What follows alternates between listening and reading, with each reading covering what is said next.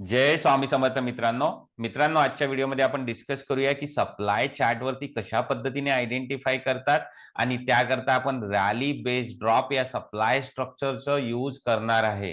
Video इतक्या सोप्या भाषेत बनवलेला आहे की सहजपणे कुणालाही समजून येणार आणि रॅली बेस्ड ड्रॉप या सप्लाय स्ट्रक्चर बद्दल फॅक्ट्स काय आहे नेमका ते आपण डिटेलमध्ये डिस्कस करूया या व्हिडिओमध्ये। आणि या फॅक्ट्स कुणी शेअर नाही करत, काय लॉजिक असतात, काय मेकॅनिझम असते, हे कशा पद्धतीने काम करतात, कशा पद्धतीने चार्टवर आयडेंटिफाय करतात, हे सगळं आपण डिटेलमध्ये डिस्कस करूया आणि प्रॅक्टिस पण करूया। तुमच्या समोर इथे रॅली बेस्ड ड्रॉप हे स्ट्रक्चर आहे। जर तुम्ही नवीन असणार तर हे रॅली काय आहे तुम्हाला माहित नाही आहे तर समजून घ्या। रॅली ही एक अशी कॅन्डल असते ज्यामध्ये बॉडी मोठी असते आणि विक छोट्या असतात आणि बॉडी ग्रीन कलरची असते, राईट। सो याला आपण रॅली म्हणतो। आणि बेस ही अशी कॅन्डल असते ज्यामध्ये बॉडी छोटी असते आणि विक मोठे असतात। बघा इथे बॉडी छोटी आहे आणि विक मोठे आहे। इथे ग्रीन कलर पण राहिला तरी चालेल पण बॉडी छोटी असायला हवी, त्याला आपण बेस कॅन्डल म्हणतो। आणि ड्रॉप कॅन्डल ही अशी कॅन्डल असते ज्याची बॉडी मोठी असते पण ती बॉडी रेड असते। सेलर्सचं डॉमिनन्स दाखवतं हे, याला आपण म्हणतो ड्रॉप कॅन्डल। सो अशा पद्धतीने आपल्याला रॅली बेस आणि ड्रॉप हे लक्षात आलेलं आहे कशाला काय म्हणतात। सर आता स्ट्रक्चरवर वळूया। रॅली बेस आणि ड्रॉप तीन कॅन्डलचं अरेंजमेंट आहे। रॅली इनिशियली फर्स्ट कॅन्डल असायला हवी, देन मिडल मध्ये बेस, इथे बेस आहे आणि लास्टला ड्रॉप। अशा पद्धतीचं हे स्ट्रक्चर फॉर्मेशन आहे। मिडल मध्ये बेस किती पण असू शकतात कारण की हे काय आहे, सिंपल वॉर आहे। याला आपण वॉर म्हणतो बायर्स अँड सेलर्सच्या मध्ये झालेली, राईट। चला तर समोर जर मित्रांनो तुम्ही जर चॅनलवर नवीन असणार ना तर चॅनलला सबस्क्राईब करायचं विसरू नका आणि बेल आयकॉन दाबा जेणेकरून तुम्हाला माझे अपकमिंग व्हिडिओचे नोटिफिकेशन मिळणार। समजून घ्या मित्रांनो, कॉन्सेप्ट खूप इझी आहे, आपण प्रॅक्टिस करणार आहे, याचं वर्किंग मेकॅनिझम समजणार आहे, राईट। इवन माझी मुलगी 8 इयरची आहे, सेकंड स्टँडर्ड मध्ये आहे, राईट। आणि तिला हे सगळ्या गोष्टी माहित आहे, इझी आहे, फक्त आपल्याला थोडी मेहनत करावी लागते, दॅट्स इट। आरबीडी स्ट्रक्चरला चला वळूया। आरबीडी स्ट्रक्चरला आपण एक रिव्हर्सल स्ट्रक्चर म्हणतो। का म्हणतो? कारण की रॅलीनी प्राइस वरती गेली, थोडा वेळ थांबली आणि खाली आलेली आहे। सो अशा पद्धतीने यू टर्न प्राइसने घेतलेला आहे, त्यामुळे याला आपण रिव्हर्सल स्ट्रक्चर असे पण म्हणतो। कारण की हे स्ट्रक्चर आपण कधी कधी अगेन्स्ट ट्रेंड पण यूज करतो, ज्यावेळेस आपण प्राइस ऍक्शनच्या स्ट्रॅटेजीज अप्लाय करतो त्यामध्ये हे स्ट्रक्चर आपण ट्रेंडच्या अगेन्स्ट पण यूज करतो, म्हणून याला रिव्हर्सल स्ट्रक्चर असं म्हटलं जाते। आधी एक्झाम्पल समजूया आणि नंतर याचा यूज कसा करायचा, वर्किंग काय आहे ते समजूया। तुमच्या समोर एक्झाम्पल आहे, बघा सिंपल एक्झाम्पल ठेवलेलं आहे मी आधी। रॅली बघा सिंपल आहे, रॅली बेस्ड ड्रॉप जेव्हा आपल्याला मनात येतं किंवा लक्षात येतं त्यावेळेस पहिली कॅन्डल रॅली असायला हवी, लास्ट कॅन्डल ड्रॉप असायला हवी, दॅट्स इट। आणि मध्ये बेस असायला हवा, एक बेस असू शकतात, दोन बेस असू शकतात, तीन बेस असू शकतात, किती पण बेस असू शकतात, राईट। तो अशा पद्धतीने आपल्याला हे स्ट्रक्चर आयडेंटिफाय करायचं आहे। नेक्स्ट एक्झाम्पल इथे बघा, इथे आपण रॅली आयडेंटिफाय केलेली आहे, नंतर बेस बेस बेस आणि ड्रॉप, राईट। सो या ड्रॉप सोबत आपलं स्ट्रक्चर कंप्लीट झालेलं आहे। रॅली बेस्ड ड्रॉप हे स्ट्रक्चर इथे कंप्लीट झालेले आहे आणि या कॅन्डलला कन्सिडर नाही करायचं, आपल्याला फक्त काय करायचं, स्ट्रक्चर आयडेंटिफाय करायचं आहे। सो रॅली आणि तीन बेसेस, आपण नवीन शिकत असतो त्यावेळेस प्रत्येक बेसला जर बेस म्हणून असं काउंट केलं तर ते म्हणजे नीटपणे कॉन्सेप्ट समजणार येतात। सो इथे rally based drop next example आपण डिस्कस केलं, नेक्स्ट बघूया, राईट। हे समजणार नाही, मी समजवतो। ही काय आहे, रॅली कॅन्डल, ही काय आहे, बेस, आणि नंतर इथे ड्रॉप आहे। सो याला रॅली बेस्ड ड्रॉप असं डायरेक्टली नाही म्हणणार आपण। इथे काय आहे, गॅप आहे, गॅपला आपण गॅप कॅन्डल मध्ये कन्वर्ट करू, close of previous candle and open of next candle. अशा पद्धतीने मी काय केलेलं आहे, इथे गॅप डाऊन कॅन्डल मिळाली आहे मला, गॅप डाऊन असल्यामुळे ऑफकोर्स प्राइस खाली गेलेली आहे, फॉल आलेला आहे। सो याला मी काय म्हणणार, ड्रॉप म्हणणार, पण ही मी मार्क केली आहे म्हणून याला मी इनविजिबल ड्रॉप असे म्हणतो, चार्टवर दिसत नाही, हे आपल्याला मार्क करावे लागते। हे का करतो आपण, कारण की गॅप्स हे हायली रिवॉर्डेबल असतात आणि हो त्यातून रिवॉर्ड घ्यायचा असेल तर आपल्याला कॉन्सेप्ट मध्ये याला बरोबर ऍडजस्ट करावं लागणार, राईट। सो अशा पद्धतीने आपण एक्झाम्पल डिस्कस केलेले आहे। तर समोर वळूया।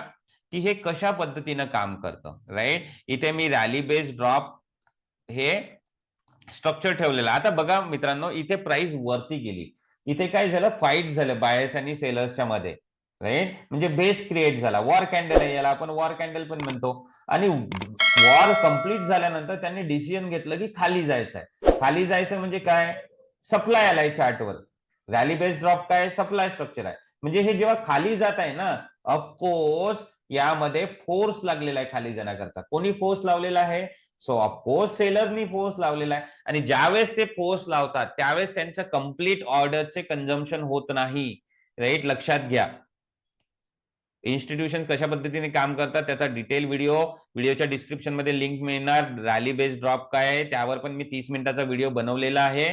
सो तुम्ही तो जाऊन बघा आणि नंतर हा व्हिडिओ बघा. तुम्हाला जर समजत नाही येत असेल तर रिपीट करून बघा, राईट.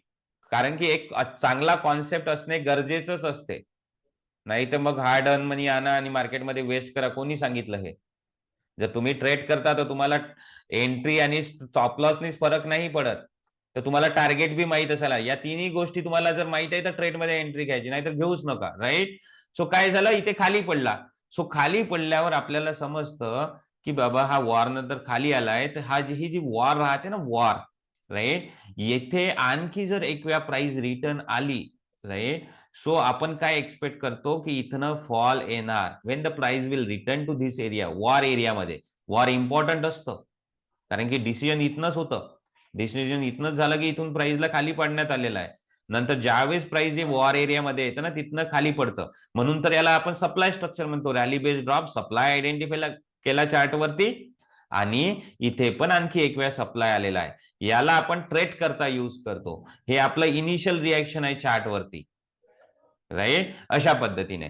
सो चला समोर जाऊया, चार्टवर थोडं प्रॅक्टिस करूया जेणेकरून तुम्हाला कॉन्सेप्ट व्यवस्थित समजला येणार. चार्टवर कसं आयडेंटिफाय करूया ते पण आपण डिस्कस करूया. हा निफ्टीचा चार्ट आहे. आधी मी फॉरेक्सचा एक चार्ट डिस्कस करतो. NZD JPY चा चार्ट आहे. आधी आपलं काम काय आहे, आपण कॉन्सेप्ट शिकत आहे रॅली बेस आणि ड्रॉप. सो आपल्याला काय करायचंय, आधी रॅली बेस ड्रॉप आयडेंटिफाय करायचंय. रॅली अशी कॅन्डल ज्याची बॉडी मोठी आहे, ग्रीन आहे विक पेक्षा. बेस अशी कॅन्डल ज्याची बॉडी छोटी आहे, विक पेक्षा. अँड ड्रॉप अशी कॅन्डल ज्याची बॉडी मोठी आहे, रेड आहे, राईट. सो आपण आयडेंटिफाय केलं, कम्प्लीट स्ट्रक्चर आपण आयडेंटिफाय केलं. स्वीट स्ट्रक्चर झालेलं आहे इथे, राईट. म्हणजे 99.99% गॅरंटी आहे की ही स्ट्रक्चर मधून आपल्याला प्रॉफिट मिळणारच आहे, राईट. सो अशा पद्धतीने मी स्ट्रक्चर आयडेंटिफाय केलं. मी काय सांगितलं तुम्हाला, वर्किंग कसं करतं, की ज्यावेळेस ही प्राइस या बेस एरियामध्ये आणखी येणार, राईट, ज्यावेळेस ही प्राइस या बेस एरियामध्ये आणखी येणार, इथून ती खाली पडणार. ह्या आपला ट्रेड पॉइंट राहणार. अशा पद्धतीने कॉन्सेप्ट काम करतो. चला तर बघूया इथे काय झालेलं आहे. इथे तुम्ही बघू शकता प्राइस एक वेळा आणखी आली एरियामध्ये आणि खाली गेलेली आहे. म्हणजे सप्लाय आलेला आहे. ऑलमोस्ट मोर दॅन 1:7चा इथे आपल्याला रिस्क रिवॉर्ड मिळाला आहे. असं नका समजू की मी चार्टवर दाखवत आहे. मी या सगळ्या लेवल्स माझ्या टेलिग्राम चॅनल वरती ऍडव्हान्स मध्ये मार्केट ओपन होण्याच्या आधीच शेअर करतो. इंडियन स्टॉक मार्केट बद्दल, फ्युचर बद्दल, बँक निफ्टी बद्दल आणि फॉरेक्स वगैरे सगळ्या लेवल, कमोडिटीच्या पण, राईट. सो तुम्ही चॅनल जॉईन करू शकता. त्याची पण व्हिडिओच्या डिस्क्रिप्शन मध्ये लिंक तुम्हाला मिळेल. नेक्स्ट निफ्टीवर डिस्कस करूया.